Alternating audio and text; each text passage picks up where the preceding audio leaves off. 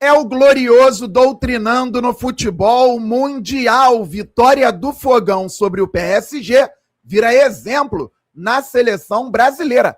Palavras do capitão do time, o zagueiro Marquinhos. Fala, galera, bandeira na área. E aqui no nosso canal, muito Botafogo de futebol e regatas. O Brasil entra em campo hoje às 14 horas para enfrentar o Japão pela fase de 16avos de final da Copa do Mundo. Neste vídeo, em novo conteúdo robusto, começo falando novamente sobre o técnico Franklin Carvalho. Fica no Botafogo? Vai pro Vasco da Gama? Precisamos de uma definição. E ontem, galera, Vene Casagrande informou que a multa rescisória de Franklin Carvalho é de 350 mil euros, pouco mais que 2 milhões de reais na cotação atual. Ainda, segundo o Vene, Franklin Carvalho está pensativo com relação à proposta Cruz Maltina, mas com receio de trocar um rival por outro e manchar a própria imagem. Bem, Franklin Carvalho, se você já está pensando na proposta de um rival do Botafogo, está manchando a própria imagem. Mas a gente não liga para isso.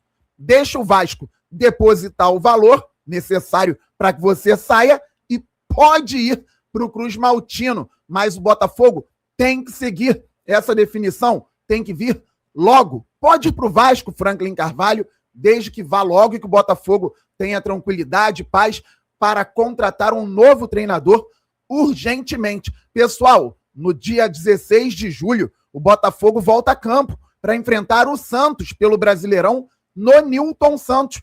Antes da final da Copa do Mundo, o Botafogo já vai jogar. Se for chegar um novo treinador para implementar outro estilo de jogo, outro esquema tático, precisamos que isso aconteça logo. E mais, quando vem treinador, vem preparador físico, vem auxiliar técnico, muda muita coisa no clube. O Botafogo vai voltar a campo no dia 16 de julho e tem um segundo semestre com jogos importantíssimos. O clube precisa subir na tabela no Campeonato Brasileiro e a gente quer o título da Sul-Americana. Então que o Franklin Carvalho defina o próprio destino, que vá para onde tiver que ir ou que fique no Botafogo, mas que seja logo. Agora, se está pensando na proposta, se está refletindo, já está manchando a própria imagem. Vou reiterar que se for para o Vasco, comigo não vai ter imagem manchada. Só não precisa voltar para o Botafogo mais à frente. Tudo certo. Deixa o profissional que chegar trabalhar com calma e em paz. Beleza, galera? Pois é, o zagueiro Marquinhos deu entrevista coletiva ontem para falar sobre o jogo da seleção brasileira contra o Japão. Mata-mata agora, partida importantíssima.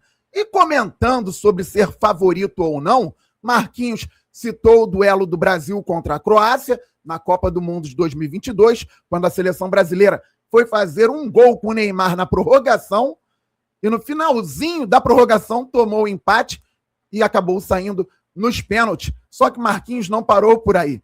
Ele é jogador do Paris Saint-Germain, melhor time do mundo há pelo menos 2 anos, bicampeão da Champions League.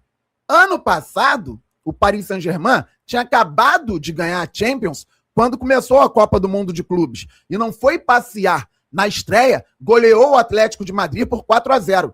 O PSG fez isso, 5-0 na Inter de Milão na final da Champions de 2025, estreou na Copa do Mundo pouco depois, fazendo 4-0 no Atlético de Madrid. O Botafogo estava aqui jogando o Campeonato Brasileiro. A última partida do Fogão no Newton Santos pelo Brasileirão foi um 3-2 no Ceará e depois partimos para o Mundial. 2-1 na estreia em Seattle contra o Seattle. Não era um jogo exatamente simples. E na segunda rodada da fase de grupos da Copa do Mundo, o grande encontro. O campeão da Champions contra o então campeão da Libertadores. Botafogo tinha vencido o Galo na final em novembro, 30 de novembro de 24. Tinha sido campeão brasileiro também em 8 de dezembro de 2024. Então ali, no meio de 2025, acabou de completar um ano esse jogo, PSG e Botafogo se enfrentaram. O mundo dizendo que o Paris Saint-Germain venceria o Botafogo. Só que o Botafogo é um gigante, o Botafogo se organizou, trabalhou sem bola. Eu lembro que eu fiz muitas análises pós-jogo aqui, Eu também acreditava que o Botafogo teria que tentar fazer um grande papel. Vencer seria muito, muito, muito difícil. E eu fiz análises aqui de pós-jogo mostrando o seguinte: tudo bem, o Botafogo teve menos de 30% de posse de bola, mas o Botafogo não sofreu tanto. O John fez uma defesa no início, com o Kvaratskhelia cortando para dentro e chutando, mas uma defesa para um grande goleiro até tranquila, e uma no início do segundo tempo, depois de uma cobrança de falta, um desvio estranho, ali foi uma defesaça do John. O Botafogo não jogou só em contra-ataque, o Botafogo esperou o PSG e trabalhou sem bola. O Paris Saint-Germain teve a bola, circulou e não conseguiu entrar no nosso sistema defensivo. O Luiz Henrique, treinador do Paris Saint-Germain, disse que o Botafogo foi o time que melhor se defendeu na temporada contra o PSG. O Botafogo não sofreu tanto. Tem a emoção do momento. E não fez o gol em contra-ataque. Eu já falei, mostrei aqui em análise, que o Botafogo construiu. O Gregóry deu um tapa mais pelo alto, aí houve uma disputa de bola, atenção, uma disputa de bola no meio-campo. O Arthur incomodou bastante nessa disputa. A bola ficou com o Gregóry, que passou para o Marlon. O Marlon encontrou o Savarino, e o Savarino, com um belíssimo passe, buscou o Igor Jesus, que fez o que fez, maravilhoso. O Igor Jesus cortou e fez o gol. Na cabeçada do Savarino, se fosse o Igor Jesus, no segundo tempo poderia ter saído gol, o Botafogo construiu de pé em pé também. Construiu pouco? Sim, mas não ficou jogando em contra-ataque o tempo inteiro. Então o Marquinhos falou isso ontem na coletiva da seleção brasileira. Na última Copa do Mundo a gente foi desclassificado para uma seleção da Croácia, talvez que muitos falavam que a gente era uma seleção muito melhor que eles, né? Então, no último Mundial de Clubes, o meu time PSG perdeu para o Botafogo, que muitos falavam que o PSG estava muito acima do Botafogo. Então, o futebol hoje ele é assim, você tem que mostrar dentro de campo. É isso, galera, o tempo passa e essa camisa segue ensinando futebol, segue doutrinando no futebol mundial, que a seleção brasileira tenha humildade, entenda o jogo, que vai ser provavelmente difícil, para passar de fase contra o Japão. Se você só quer saber do Botafogo, muito obrigado, pode deixar o like, se inscrever no canal se não for inscrito.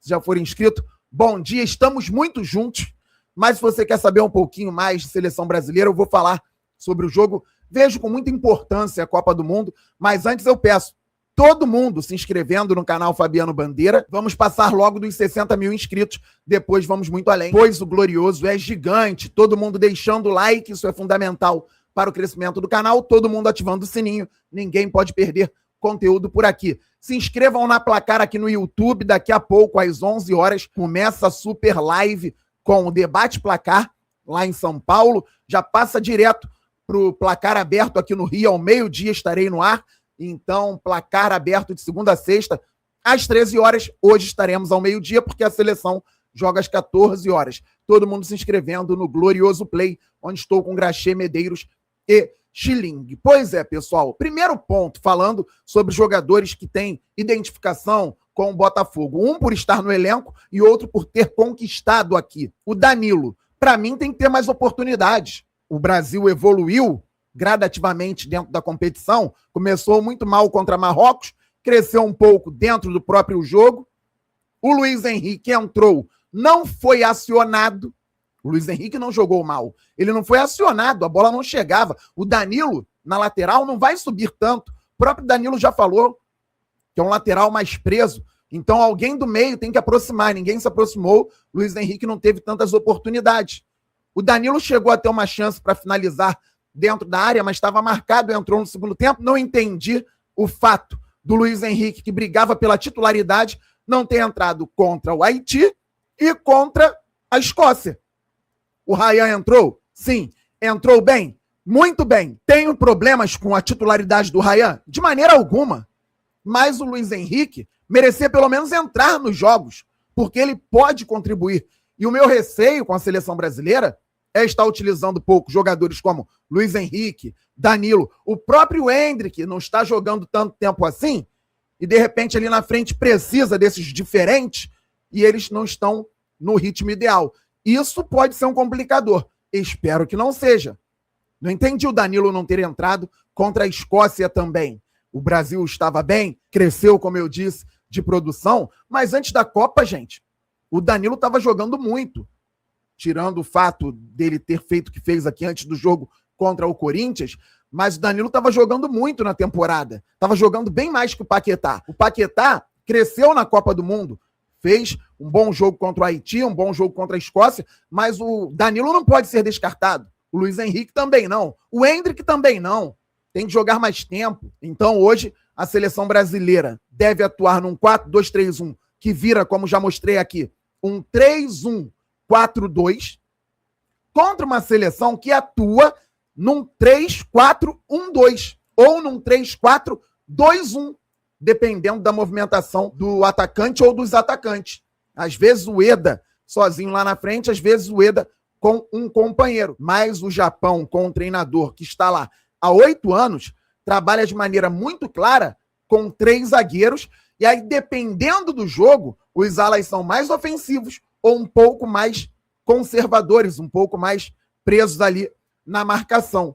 Hoje pode ser que o treinador equilibre, coloque um jogador mais ofensivo por um lado e outro mais defensivo por outro, mas o Brasil vai enfrentar uma escola que ainda não enfrentou na Copa do Mundo. Embora tenha feito amistoso recente com o Japão e perdido de virada quando vencia por 2-0, a seleção brasileira na Copa do Mundo não enfrentou ainda uma escola que vem atuando como o Japão. Então vai ser um jogo tático interessante. Espero que o Brasil se sobreponha e vença. Estamos juntos. Saudações alvinegras. Aquele abraço. Fui. Fogo!